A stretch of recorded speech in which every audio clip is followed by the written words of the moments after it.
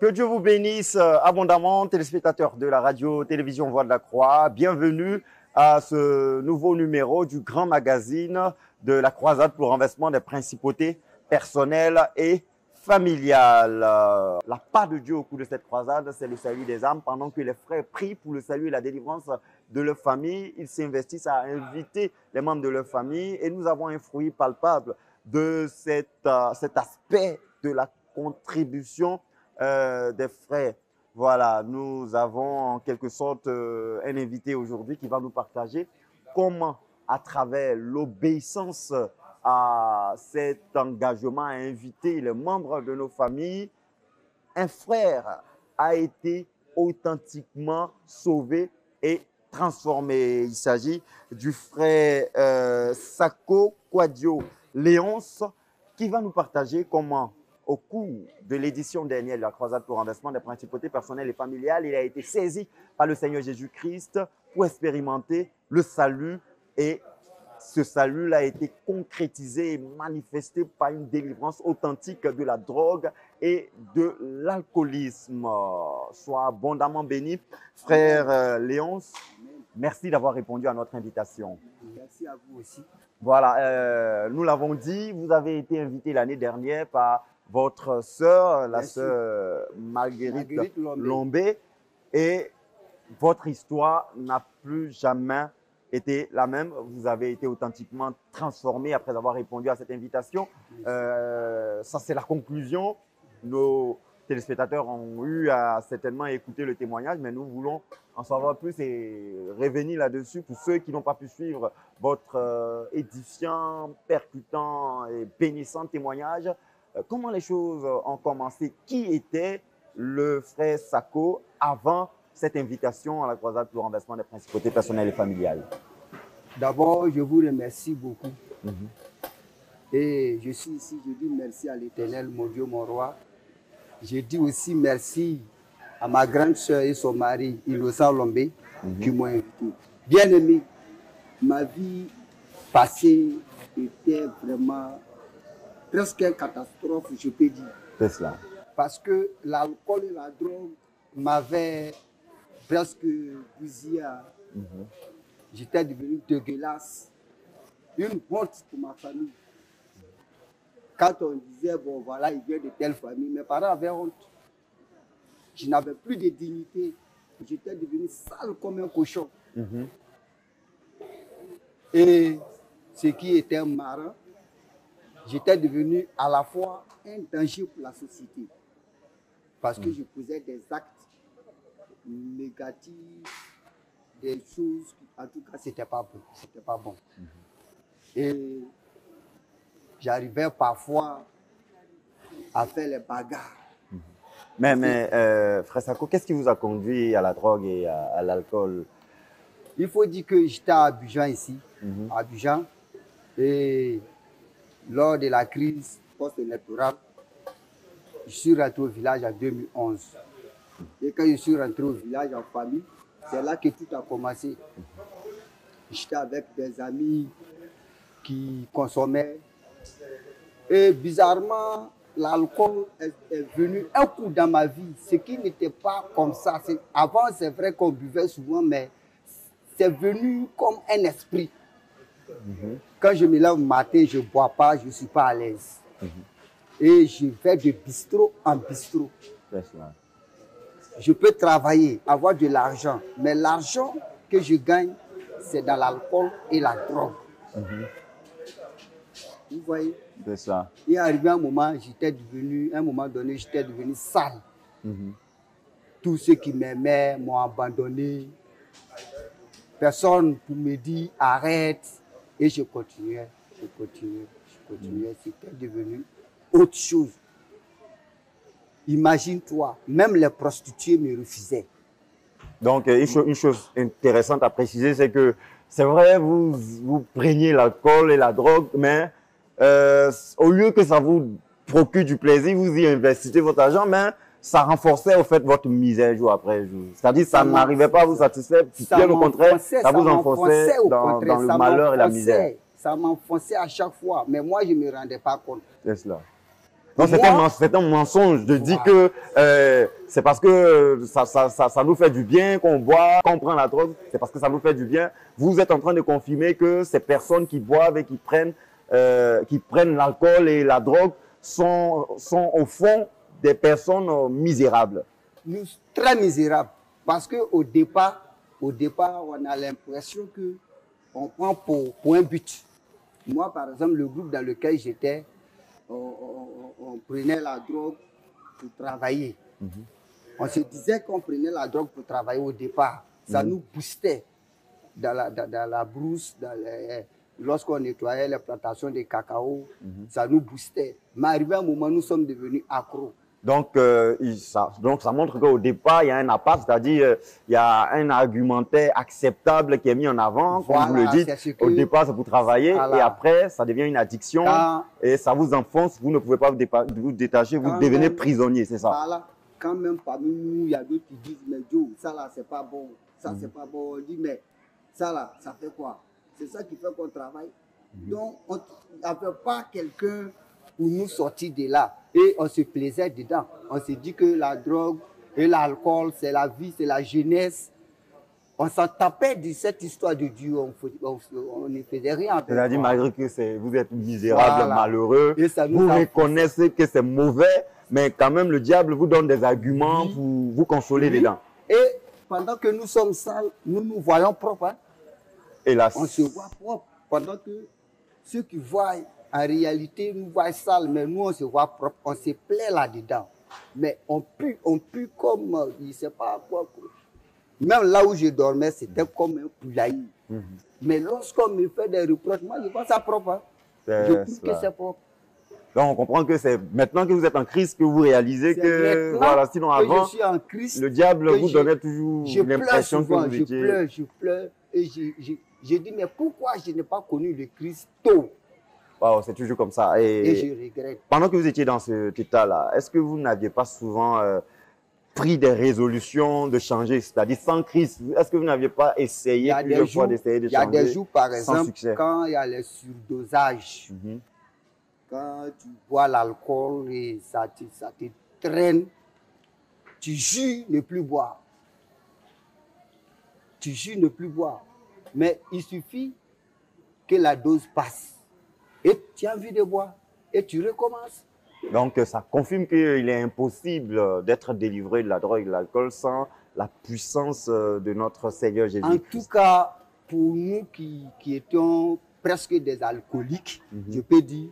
Pas presque, vous dites que vous étiez des alcooliques. Voilà. Je dirais des drogués, des alcooliques attitrés. Sans Christ, tu ne peux pas. Est-ce là? Tu ne peux pas te vanter. Oui, j'ai arrêté l'alcool. Moi-même par ma volonté, ou bien j'ai arrêté la drogue par ma volonté. La preuve en est qu'il y a beaucoup de jeunes qui traînent dans les rues, qui sont devenus fous. C'est cela. C'est Christ. Christ qui libère. C'est Christ qui libère. C'est Christ qui délivre. Vous allez en venir tout à l'heure, parce que je sais que vous êtes impatient de nous partager le positif revers de votre merveilleuse histoire. Mais nous allons récapituler pour nos téléspectateurs. Sako Kouadio Léonce, ici présent, était esclave de la drogue, de la cigarette, de l'alcool. Il a commencé avec la drogue, se disant c'est juste pour se booster, pour travailler de manière efficace. Piège du diable. Il en est devenu esclave et prisonnier.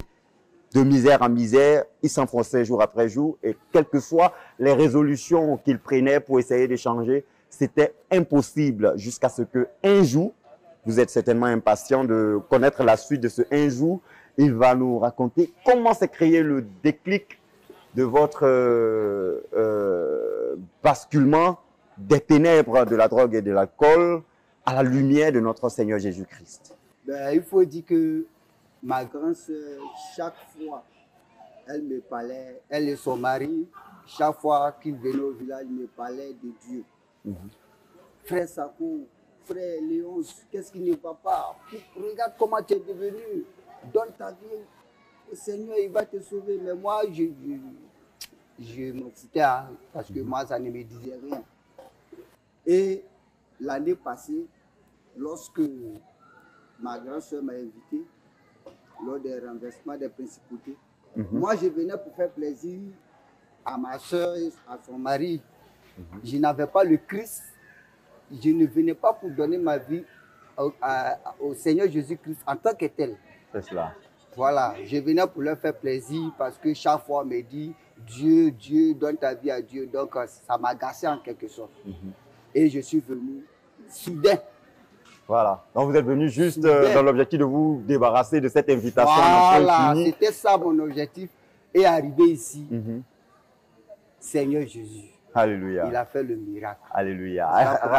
Racontez-nous comment vous avez vécu ce jour merveilleux qui est certainement le jour le plus mémorable de votre vie. Comment est-ce que ça s'est passé de manière pratique? Quand vous arrivez sur le site, qu'est-ce que vous constatez? Lorsque je suis arrivé sur le site, comme un bon buveur de Koutoukou, je vois, on vend les trucs, les marchandises, j'ai fouillé partout, mais il n'y a pas de bistrot. Naturellement. On ne vend pas d'alcool ici. J'avais envie de fumer des clopes, il n'y a pas de cigarettes. Alors, j'ai appris que le village n'est pas loin d'ici, le village d'Atiekwa.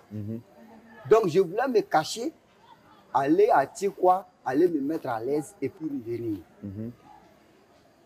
Et c'est au moment où je me dirigeais vers la sortie, il y avait des éléments de la CRS qui étaient là. Ce jour-là même, je suis sûr qu'ils m'ont trouvé suspect. Parce que lorsque je partais, le pasteur Boniface Meunier était en train de prêcher. Et il disait, bien-aimé, ne laisse pas le diable te manipuler. Alléluia. Là où tu vas, le diable veut t'entraîner dans la Bible. Ne va pas. Comme s'il était informé, alors, il y avait quelqu'un qui partait. C'est l'œuvre du Saint-Esprit. Immédiatement, je me suis arrêté. Et j'ai commencé à trembler. Je me suis dit qu'il parlait de moi. Et je me suis abaissé légèrement pour voir si ça s'adressait à moi. Mais j'ai vu qu'il marchait, il parlait. Et je voulais continuer. Il dit, ne laisse pas le diable te manipuler. Non. Je me suis arrêté. Et soudain, j'ai commencé à avoir la tremblote.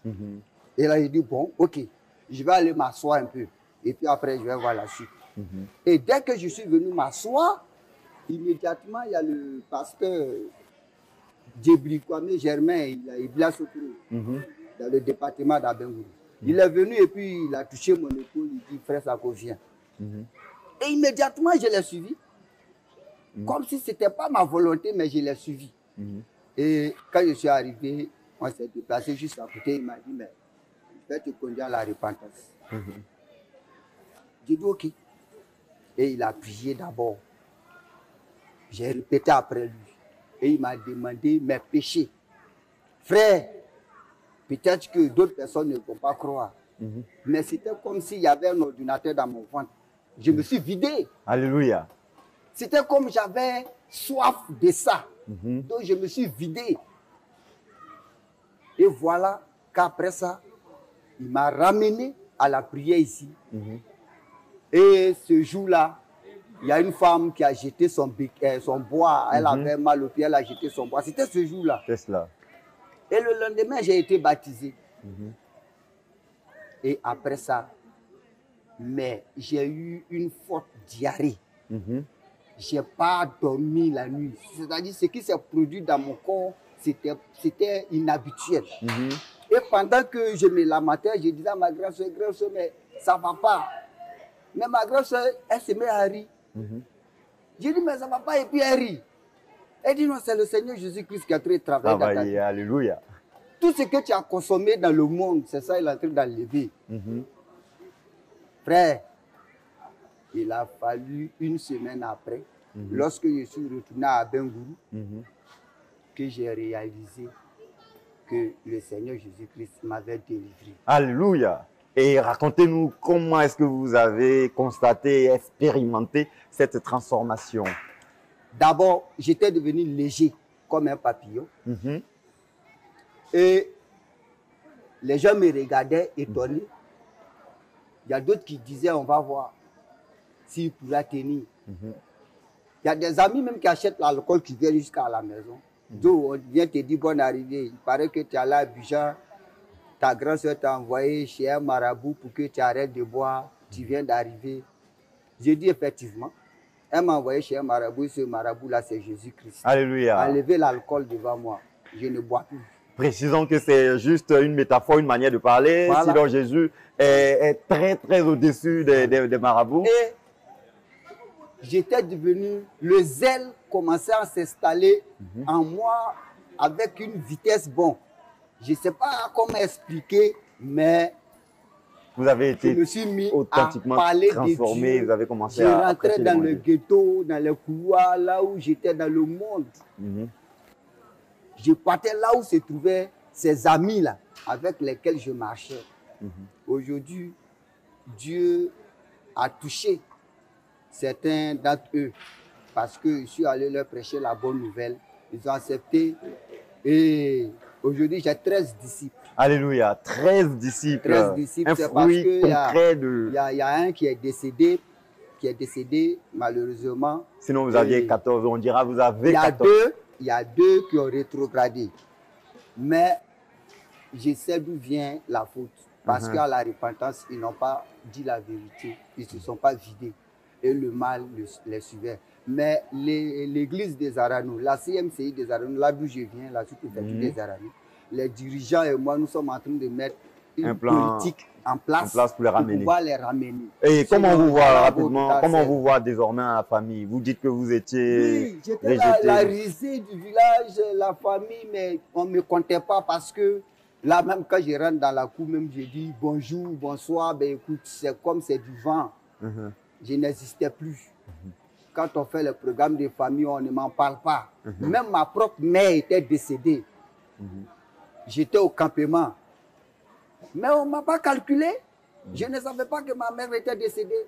Il a fallu des amis tout informé. pour m'informer que, ouais, oui, et aujourd'hui, on a pris une nouvelle là. c'est ça. Ouais. Et aujourd'hui, qu'en est-il? Et aujourd'hui, ceux qui m'appelaient Sako le fou, Sako le sale, Sako qui sent mauvais, aujourd'hui, on m'appelle affectueusement Pasteur Sako. Pasteur Sako. Et j'en suis fier. Alléluia. Que Nous l'honneur et bénissons. la gloire reviennent à l'Éternel, mon Dieu, mon roi. Amen. Au nom de son Fils Jésus-Christ.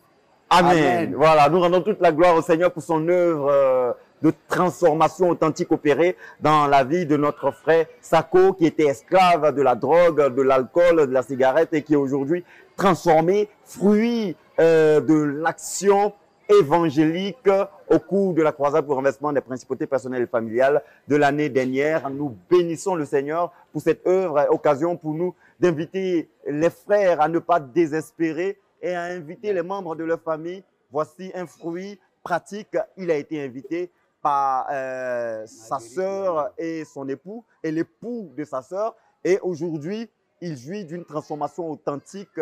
Pas des moindres, il a déjà 13 personnes qu'il a conduites au Seigneur, ce qui prouve que le Seigneur a effectivement agi dans sa vie. Plus d'alcool, plus de drogue.